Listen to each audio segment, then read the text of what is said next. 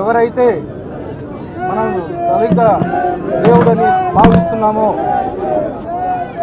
ఆ దళిత డాక్టర్ బాబా సాహెబ్ అంబేద్కర్ 134వ జయంతి సందర్భంగా నేను మా పార్లమెంట్ సభ్యులైనటువంటి అంబికా లక్ష్మీనారాయణ గారు, అలాగే జిల్లా అధ్యక్షుడు వెంకటశివుడు యాదవ్ గారు, అలాగే జిల్లా ప్రధాన కార్యదర్శి శ్రీధర్ చౌదరి గారు, నాతో పాటు మా కార్యవర్గ సభ్యులు, తెలుగుదేశం కుటుంబ సభ్యులు అంతా ఇక్కడికి వచ్చి నివాళులు అర్పించడం జరిగింది.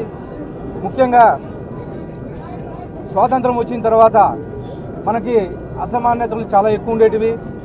డాక్టర్ బాబాసాహెబ్ అంబేద్కర్ రాజ్యాంగం ఫలితంగా ఈరోజు ప్రతి ఒక్కరూ సమానమే అనే చట్టం మనం రూపొందించడం బాబా అంబేద్కర్ గారికి చెల్లిందని చెప్పేసి తెలియజేసుకుంటాం. 134 ఏళ్ల తర్వాత కానీ ఈరోజు మనం ఒక దేవుడు అని కొలిచే బాబా సాహెబ్ అంబేద్కర్ గారిని మనస్ఫూర్తిగా నివాళులు అర్పిస్తూ ఈ అవకాశం ఇచ్చిన అందరికీ ధన్యవాదాలు తెలుపుకుంటాను.